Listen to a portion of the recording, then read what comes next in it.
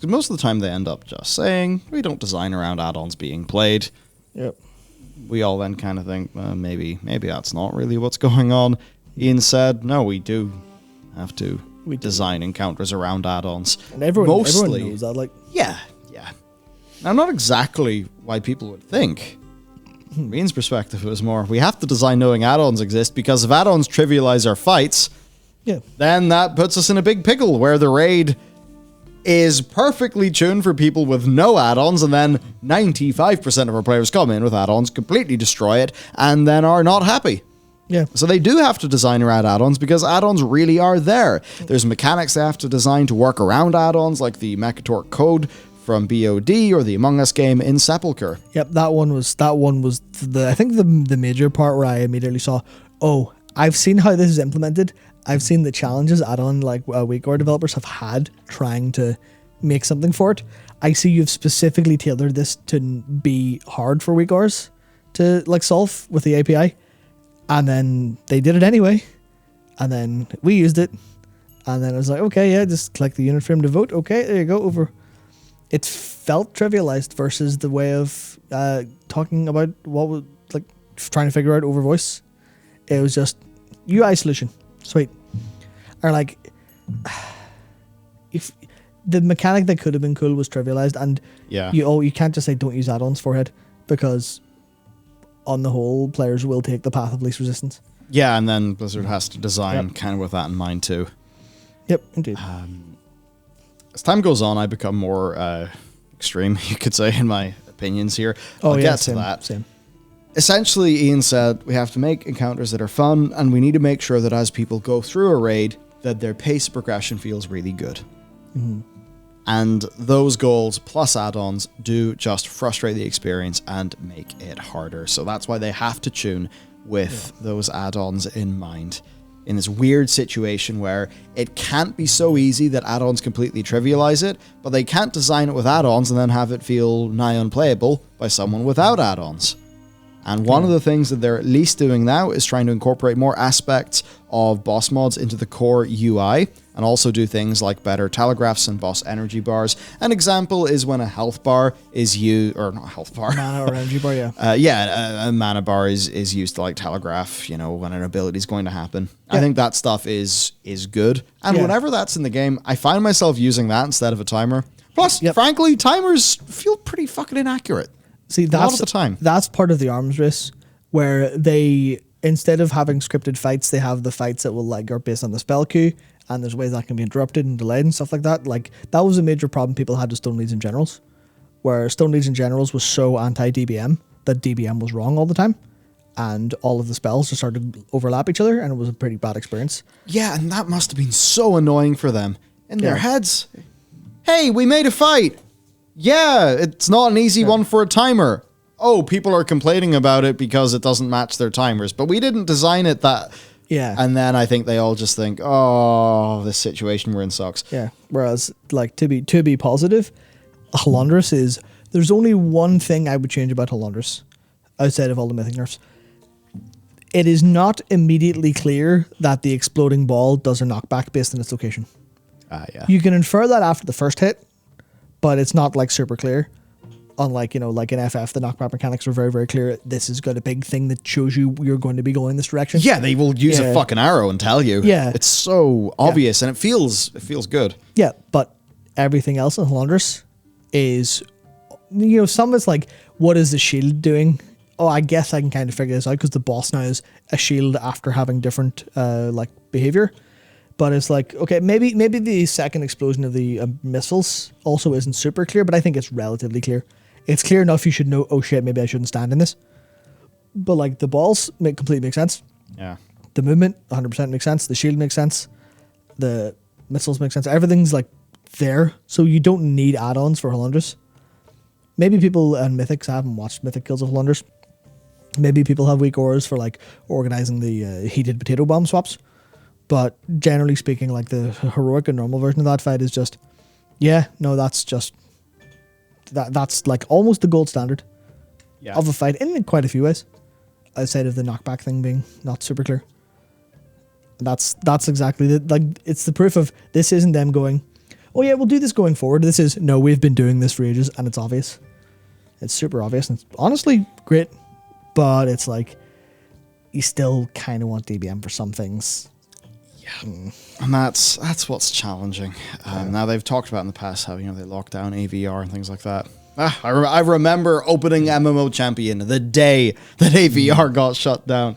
It's funny, that was a long time ago. And to stick with Wrath, so in Lanathel, like, when you want to bite the people who are doing the good DPS, in the past, the raid leader will have been trying to shot call who's going to do that. Now you could just have Lanathel Helper Weakor that will list all of your players ranked by DPS. You just go to the top one, done.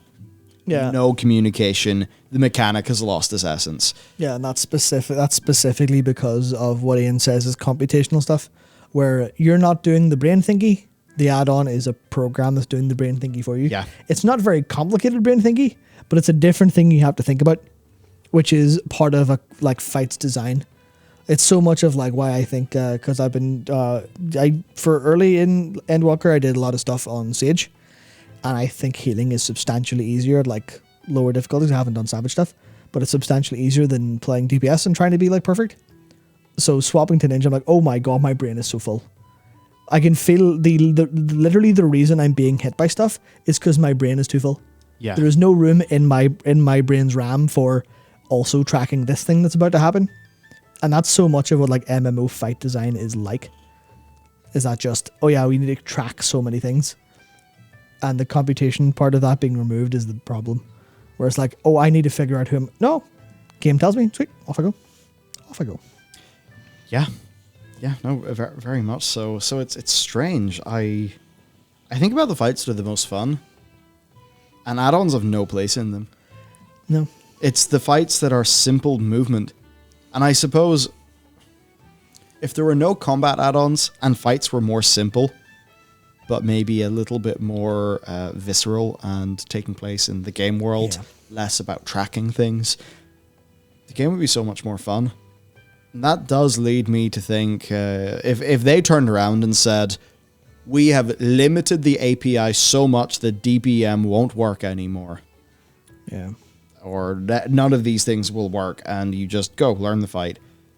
I imagine that would allow them to make fights that are more fun, that are more unique, and that is good. Yeah, that's tricky. You don't want to take people's toys away, and it's a bit weird then when it feels like the add-on, because the add-on developers are just making a cool tool with the parameters they've got. So you don't really want a situation where it feels like they're being demonized. Yeah, it's not like. It's not like the... Oh, I can't remember his name. Is it Oppenheimer? Yeah. It's not like the weak or his dad's gonna wake up and just look out the window and go, I am become death. Yeah. But it's a case of that's a little bit of it. Whereas this is just a really good and really intelligent tool. It's helping players out, but it's helping players too much. And now that's where the problem comes in. It's very interesting. Very interesting. But I think on fights about just because I want to mention, I think so much of what they think is, it's a bit rude to say what they think. So much of how they view difficulty is the puzzle solving element and the group orientation and coordination element. Yeah. And that is definitely taken a backseat to individuals having specific levels of fun. I think some of that's spectacle. Some of it's also people need more stuff to do, but they don't need stuff to do that's going to wipe the raid if they don't do it right. They need stuff to do that's not going to kill them. I think that's one of the things that you can definitely feel is missing from Sepulchre a lot of the time. But then you look at Halandris, and that's another example of, if you don't hit a ball, you're gonna wipe the raid. But if you hit too many balls, you're gonna die. So don't do that. If you hit yourself with a missile, stay in the missile, round yourself out, you're going to harm yourself. You need a lot more of that personal responsibility, but it's personal responsibility for yourself. Not the old, you have one job. If you do that job wrong, the whole raid dies. That's the kind of thing where, but then that's where the limited battle reses kind of get a little bit funky, but yeah. Then it just gets to the weird thing where I've played with FF's combat res system, and if Blizzard said, hello, we're taking that. There's Guild Wars 2 mounts, take you. FF14 res system, take you. I'd cheer. I would actually... I'd be thrilled. I'd be thrilled. So there is literally a balcony out here. I would go out and I would start cheering into that car park. I would start cheering at the top of my lungs if they said, we're taking the combat res system. Because I was now the game is so much less unfriendly. It's also substantially easier, but it's just because it's ported to World of Warcraft. Yes. But yes. it's so much more friendly and less punishing for mistakes, but punishing in a way that's recoverable and people feel it. And I think that means you feel your lessons more when you can kind of, you get up after you've been rezzed in FF and then you're fucking breaking it for the next time that mechanic comes around. I think it helps you just learn the fight more. It does have that weird thing of, it accelerates the progression a bit, but certainly I think about Aglaya. Yeah. Aglaya would not be possible in Warcraft. No, it would be, and Aglaya is fucking incredible. Aglaya, like every fight that I did in Aglaya would have been one of the top 3 in Sepulchre. And that was a 4-boss raid.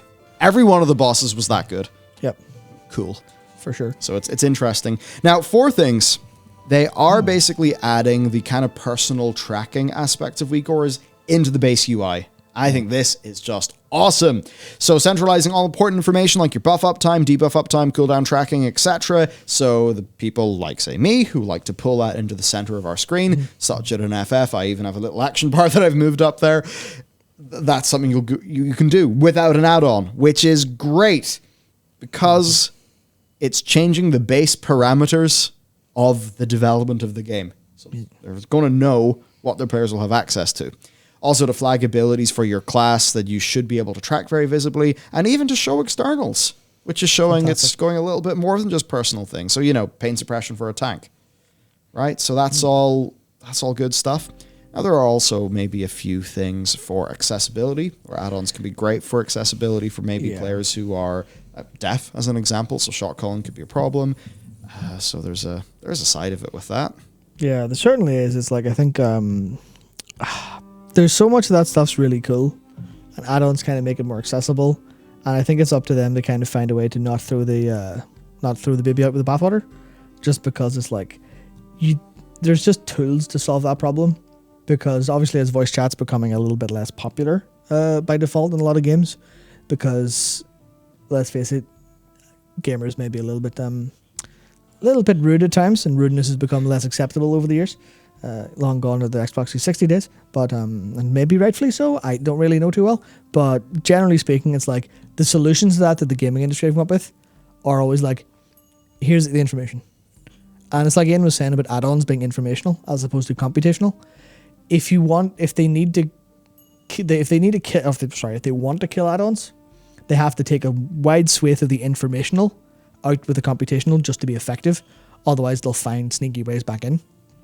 So that's a thing of, it's not even just about like the buff tracking stuff, it's communications, one part of it that's really important. So them having something like a smart ping system, or because even like the Lords of Dread example, like the WeakAura that solves that is a unit frame voting system. So you just click the unit frame that you see the Dreadlords, and then everyone has this, because everyone has WeakAura, that gets communicated across people and goes, okay, well, there's this many votes for this person, it must be them. And that's the thing of, they could do that, like that's the WeakAura version that makes it super easy. Just click, kill the big number. Like literally click the one with big number, hit your buttons. But there's a version of that where it's instead of, you need to type out the name or abbreviate the name or something. You have a version where you have say there's just a keybind that's in the game, and it's maybe something like control middle click or something insane, whatever. Do that on unit frame. It prints the name to chat.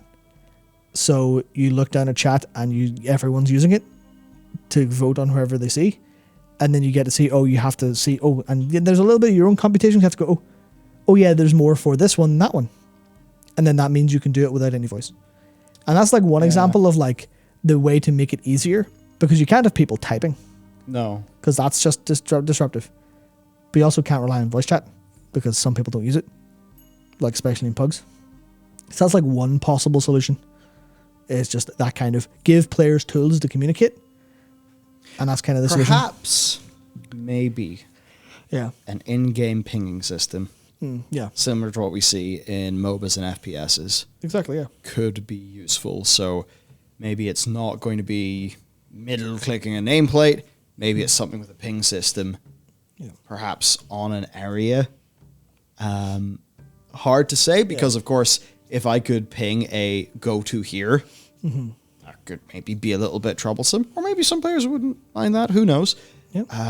Maybe actually maybe that's it. A ping system. Yeah. Maybe that's something to work on. Now, for other things,